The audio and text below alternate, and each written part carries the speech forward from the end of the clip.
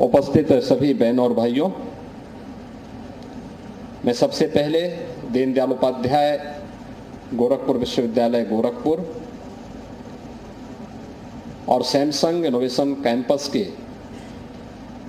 CSR से प्रारंभ इस प्रशिक्षण के लिए सैमसंग इंडिया को हृदय से धन्यवाद देता हूं कि उन्होंने इस प्रशिक्षण के माध्यम से आदरणीय प्रधानमंत्री जी के उस कार्यक्रम को आगे बढ़ाने का कार्य किया है जो उनकी हमेशा से मंशा रही है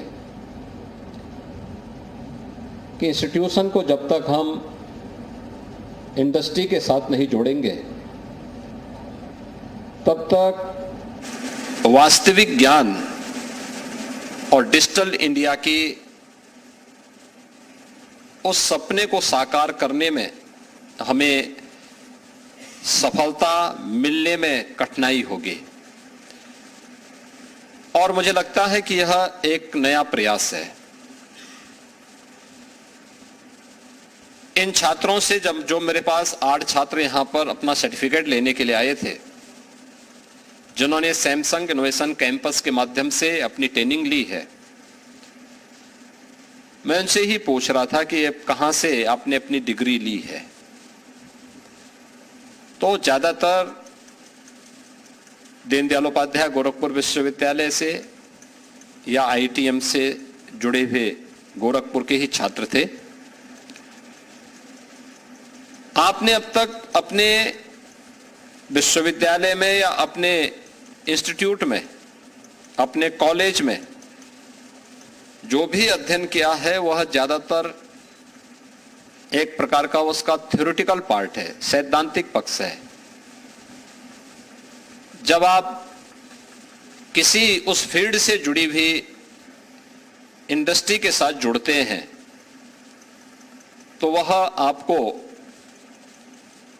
उसके व्यवहारिक ज्ञान के साथ, उसके प्रैक्टिकल के साथ जोड़ती है कि दैनिक जीवन में जो कुछ आप अपने क्लासरूम में पढ़ते हैं, जो आपने लैब्स में आपने देखा है, वास्तविक धरातल उसका क्या है, इंडस्ट्री उसके लिए किस प्रकार के प्लेटफॉर्म आपको उपलब्ध कराती है और आगे की आपके चैलेंजेस क्या हैं, इन सब से आपको रूबरू करने का एक अवसर देता है। इसलिए इस प्रकार की इनोवेशन कैंपस अत्यंत सराहनीय प्रयास है। मैं इसके लिए दीनदयाल उपाध्याय गोरखपुर विश्वविद्यालय को और सैमसंग इंडिया को हृदय से धन्यवाद देता हूं कि उन्होंने इस प्रयास को आगे बढ़ाया है। और उत्तर प्रदेश के 3500 हमारे युवा छात्र जो इस फील्ड में आगे बढ़ना चाहते हैं, उनके लिए एक नया भविष्य आगे बढ़ाया है। सैमसंग यह भारत ही नहीं, दुनिया की सबसे बड़ी मोबाइल फोन बनाने वाली कंपनी है और सबसे ज्यादा मोबाइल फोन ये लोग उत्तर प्रदेश के अंदर ही बनाते हैं, नोएडा में।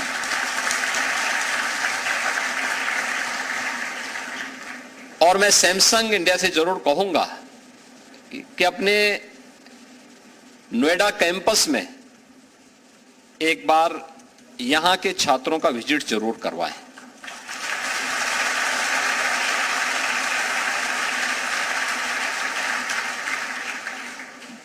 मुझे याद है 2017 में जब मैं मुख्यमंत्री बना था, तब सैमसंग उससे पहले की स्थिति से बहुत आहत था। ये लगभग अपने कैंपस को बाइंड अप करने की तैयारी कर रहे थे कि हम लोग यहां से अब जाएंगे। और जब मैं आया था तो मैंने उसी समय मार्च 2017 में सैमसंग इंडिया के अधिकारियों को बुलाया। मैंने कहा भी आप चिंता मत करिए, अपना कार्य प्रारंभ करिए। और मैंने अपने उस समय के औद्योगिक विकास मंत्री को कहा कि भाई आप जाइए, इनके जितने भी समस्याएं हैं उनका समाधान करिए और अगले 1 सप्ताह के अंदर प्रयास होना चाहिए कि सैमसंग अपना निर्माण कार्य प्रारंभ कर ले। और 2018 में मुझे याद है तब प्रधानमंत्री मोदी जी ने और प्रेसिडेंट मून ने सैमसंग इंडिया के इस मोबाइल फोन निर्माण की सबसे बड़ी फैक्ट्री का उद्घाटन करने के लिए स्वयं 2 राष्ट्राध्यक्ष नोएडा में पहुंचे थे और उन्होंने इस फैक्ट्री का उद्घाटन किया था, जो आज दुनिया की 55% मोबाइल फोन निर्माण के लिए आज उत्तर प्रदेश जाना जा रहा है। उत्तर प्रदेश में भारत के 55% मोबाइल फोन बन रहे हैं। 60% से मोबाइल फोन के कंपोनेंट का निर्माण भी, उसका प्रोडक्शन भी यूपी के अंदर हो रहा है और उसमें सैमसंग इंडिया की सबसे बड़ी भूमिका है। बल्कि भारत का पहले डिस्प्ले यूनिट, जो आपका मोबाइल फोन की स्क्रीन होती है, ये जितनी बड़ी होगी उसकी वैल्यू उतनी ज्यादा होगी। और कोरोना कालखंड में सैमसंग उसे चीन से भारत में और भारत में भी उन्होंने यूपी में अपना वो निवेश किया है, जो अब सफलतापूर्वक अपना प्रोडक्शन प्रारंभ कर चुका है।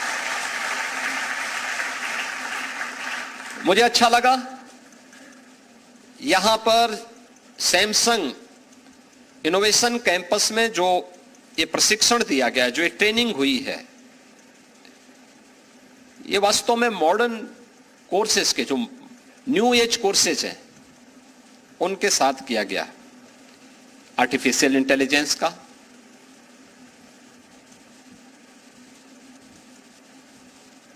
डाटा साइंसेस के साथ में और अन्य उन महत्वपूर्ण विषयों को लेकर के, जिसमें इंटरनेट ऑफ थिंग्स को लेकर के, बिग डाटा एंड कोडिंग को लेकर, कोडिंग एंड प्रोग्रामिंग को लेकर के, यानी ये अलग अलग जो प्रकार के पाठ्यक्रम हैं, जो आज की आवश्यकता है,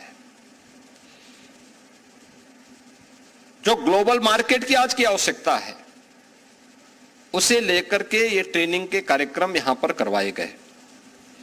और मुझे लगता है कि हमारी अब तक की सबसे बड़ी कमी क्या रही है, हमारी अकादमिक संस्थाओं की सबसे बड़ी कमी यह रही कि हम लोगों ने मार्केट की कभी मैपिंग नहीं की। समाज की आवश्यकता क्या है, मार्केट क्या चाहता है, ये पूरी जो हम एम्प्लॉयमेंट की बात करते हैं, ये डिमांड एंड सप्लाई के नियम पर आधारित है। अर्थशास्त्र के अगर इस नियम को हम भुला देंगे तो हम बेरोजगारों की एक फौज ही खड़ा करेंगे। हमें इसकी मैपिंग करनी पड़ेगी, हमारी संस्थाओं को इधर जाना पड़ेगा।